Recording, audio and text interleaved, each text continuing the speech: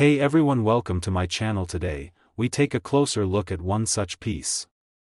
One that might have passed through your hands once, or still be sitting, forgotten, in a dusty jar or drawer. It's the 1994 United States 5-cent coin, bearing the portrait of Franklin D. Roosevelt, marked with a small but powerful letter, P. At first glance, it might seem ordinary. Common, even. But there's more to this coin than meets the eye.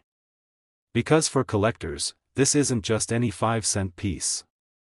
In fact, one particular version of this coin, with a mint mark, P, is valued today at up to $95. So, how did a simple nickel rise to such a value? What makes it special? And why is it that numismatists, those passionate collectors of currency, seek this specific year and minting with such curiosity? Let's turn the pages back to 1994. A year of big headlines, cultural shifts, and, unbeknownst to most, the quiet minting of a coin that would come to be surprisingly valuable. 1994. The world was changing rapidly. Nelson Mandela had just become South Africa's first black president. Amazon was launched by Jeff Bezos. O.J. Simpson led police on a nationally televised car chase. Meanwhile, in the U.S. Mint's Philadelphia facility, millions upon millions of coins were being pressed into existence, each one carrying the weight of tradition, purpose, and a kind of unintended uniqueness, and that's where our story begins. The coin in question? A 5-cent piece, colloquially known as the nickel. A staple of American currency since the 1860s. But in 1994, it bore a few particular features that make it worth discussing, especially that small, P mint mark, which quietly tells us it was struck in the city of brotherly love. Actually, this is where many get a little confused. Because the Roosevelt design is typically associated with the dime. And rightly so. Franklin D. Roosevelt has been featured on the 10-cent coin since 1946, the year following his death. The 1994 nickel, on the other hand, doesn't feature Roosevelt at all. In fact, the 5-cent coin from 1994 features Thomas Jefferson, the third President of the United States. Roosevelt was never on the nickel. So, it's worth correcting that misconception right here. We're talking about the Jefferson nickel, minted in 1994, with the Philadelphia mint mark, P. Still valuable, still interesting, but featuring a different founding father. It's a classic design, unchanged for decades, though with minor stylistic tweaks over time. First introduced in 1938, the Jefferson nickel remains one of America's most recognizable and collected coins. Now, let's focus on the minting itself. The Philadelphia Mint, the largest and oldest mint in the United States, was responsible for striking the 1994 Jefferson nickels with the P mint mark. That year, they produced approximately 722 million of them. That's right, over 700 million coins. So how does a coin from a batch that large become rare, or valuable? Well, this is where things get interesting. Not all coins are created equal. Most will enter circulation, get worn down, scratched, and scuffed in pockets and purses. But some, just a few, survive in pristine condition. Untouched, uncirculated, kept safe by accident or intention. It's those coins, mint state coins, that catch a collector's eye. And among the 1994 P. Jefferson nickels, there are a handful that grade extremely well, even under magnification. Coin grading is an art and a science. Experts use a 70-point scale to evaluate a coin's condition. Anything above 65 is considered gem quality. Coins graded MS66, MS67, or even MS68 are exceedingly rare, especially from older mints like 1994. There's also the emotional connection. For many, 1994 holds memories of youth, of family, of times past. Owning a coin from that year becomes a small way to touch history. A tactile time machine that brings a sense of nostalgia and continuity. And then, there's the thrill of the hunt. The idea that, perhaps, tucked away in a forgotten coin jar or stuck between couch cushions, lies a little treasure, a 5-cent coin that might be worth nearly $100. Collectors often speak about the joy of discovery. It's not just the value, but the story. The rarity. The condition. The chase.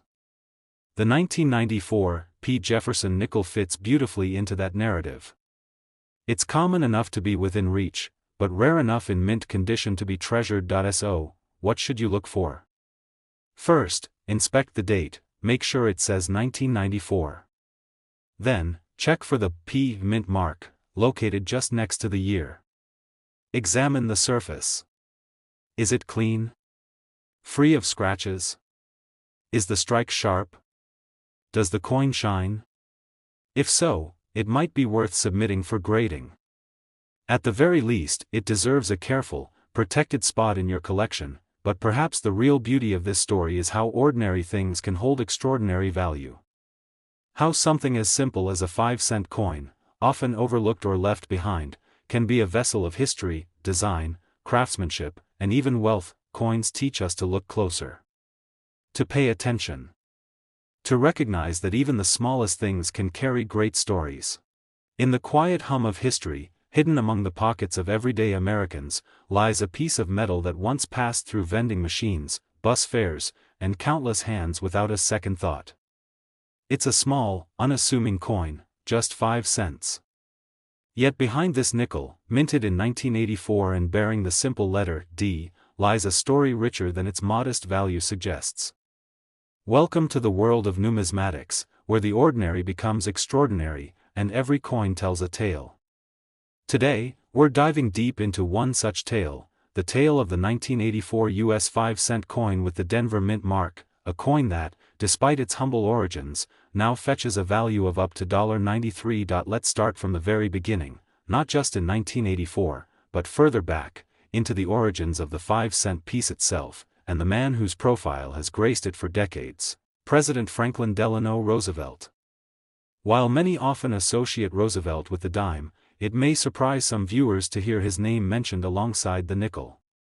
But this is where the mystery begins, because, in 1984, a particular 5-cent coin bore his likeness, deviating from the standard design of the time. The 1984 Jefferson nickel with the D mint mark may look like any other nickel to the untrained eye, but to collectors, it holds a distinct allure.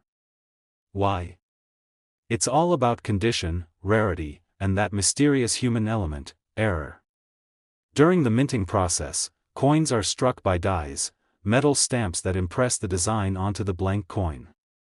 These dies eventually wear down, crack, or get misaligned, and in the case of our featured coin, several 1984 D nickels exhibit subtle anomalies that distinguish them from the countless millions struck that year. Some of the most collectible specimens from this year have sharp, full steps on Monticello, the mansion featured on the reverse side of the coin.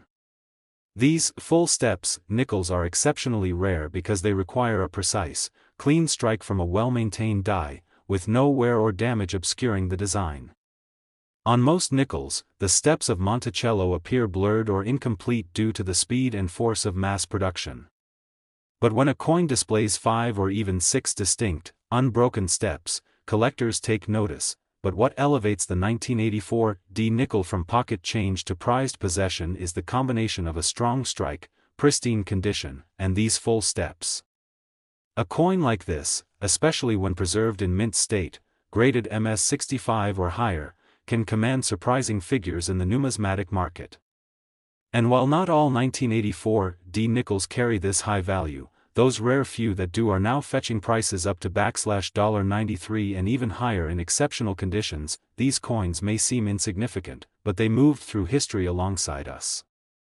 And every so often, one survives unscathed, unworn by time, unmarked by circulation. When it does, its value shifts from the monetary to the historical. It becomes a rare survivor, a witness to an age gone by. Collectors often wonder what makes a coin valuable. Is it age? Rarity? A mistake in production? The answer is yes, to all three. But just as important is condition. Grading plays a critical role in numismatics. A coin graded MS60 might only be worth a few cents above face value. But bump that grade up to MS65 or MS66, and the price can skyrocket. That's where the 1984 D nickel's real potential lies. For the 1984 D nickel, a high-grade, full-step specimen is a rarity, and the higher the grade, the rarer the coin becomes. There's also the question of mintage. Over 576 million Jefferson nickels were struck in Denver in 1984. That's right, over 500 million coins. So how can one of these possibly be worth nearly $100? That's the beauty of numismatics. It's not about how many were made, but how many survived in exceptional condition. Out of those hundreds of millions, only a tiny fraction were struck with enough precision to display full steps. Fewer still escaped the wear and tear of circulation. And only a handful were preserved, graded, and recognized for their quality. It's a connection, to history, to family, to discovery. Holding a coin like this, knowing its journey, gives a sense of awe. Someone in Denver once dropped it fresh from the bank. Someone else spent it at a store in Kansas or kept it in a coin folder as a childhood hobby. Decades later, it emerges, its details sharp, its steps intact, its story still unfolding. So, how do you know if you've got one of these valuable nickels? Start by checking the date, 1984. Then look for the D mint mark, located to the right of Jefferson's bust on the obverse. Flip the coin over and examine the steps of Monticello. Are they clear and uninterrupted? If so, you may be holding a full steps nickel. From there, condition is key. Look for sharp details, strong luster, and minimal contact marks. If it looks exceptional, it might be worth getting it graded by a professional. And now, the moment many of you have been waiting for: how much is it worth? As of now, a top-grade 1984 D Jefferson nickel, with full steps and graded MS65 or higher, can sell for as much as $93. That's right, $93 for a coin that originally bought a candy bar or a soda. And for those even higher on the grading scale, the value can climb further. It's a reminder that in the world of coins, attention to detail pays off, sometimes literally. The year was 1962. The Cold War was at its peak, John F. Kennedy was in the White House, and American families were adjusting to a rapidly changing world filled with hope, fear, and innovation. It was a time of transformation, culturally, politically, and economically. And in the midst of it all, tucked into the corners of pockets, rattling in vending machines, and exchanged at diners and soda fountains, was a humble coin that most people gave little thought to, the Jefferson nickel. But this wasn't just any nickel. This was the 1962 5-cent piece, a coin that, today, might just surprise you with its value, history, and the story it carries from the past to the present. While its face value was just 5 cents, for collectors and coin enthusiasts, the 1962 nickel holds far more than monetary value. It is a miniature time capsule, a slice of American craftsmanship and history, designed by Felix Schlag, a German-born American sculptor. The Jefferson nickel replaced the Buffalo nickel, which had been in circulation since 1913. Schlag's design was chosen through a national competition, and while the obverse, the front of the coin, featured a left-facing bust of Jefferson, the reverse showed his Virginia home, Monticello. It was a clean, classical design that stood out in its simplicity and elegance, which, over the decades, would become instantly recognizable to Americans of all ages. By 1962, the Jefferson nickel had already been circulating for 24 years. While the design remained largely unchanged, subtle differences in minting processes, materials, and dye were created variations that, over time, would become incredibly significant to collectors. So, what exactly makes the 1962 Jefferson nickel so special? To answer that, we need to delve into the minting details. The 1962 nickel was produced at two main facilities: the Philadelphia Mint, which didn't use a mint mark at the time, and the Denver Mint, which used a small D mint mark located to the right of Monticello on the reverse of the coin. Combined, these two facilities produced over 380 million nickels in 1962. That's a staggering number. With that many coins minted, one might assume that the 1962 nickel is too common to be valuable. Another factor is luster, the sheen or shine a coin maintains from its original minting. Coins that were never handled or stored improperly retain this brilliant finish.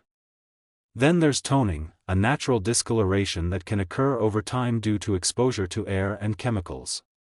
Some collectors actually seek out attractively toned coins, where natural hues like blue, gold, or violet add visual appeal and uniqueness, but perhaps one of the most compelling reasons the 1962 nickel is so cherished is because it marks the beginning of a transition in American coinage. Within just a couple of years, the U.S. Mint would start moving away from silver in dimes, quarters, and half dollars, due to rising costs and hoarding.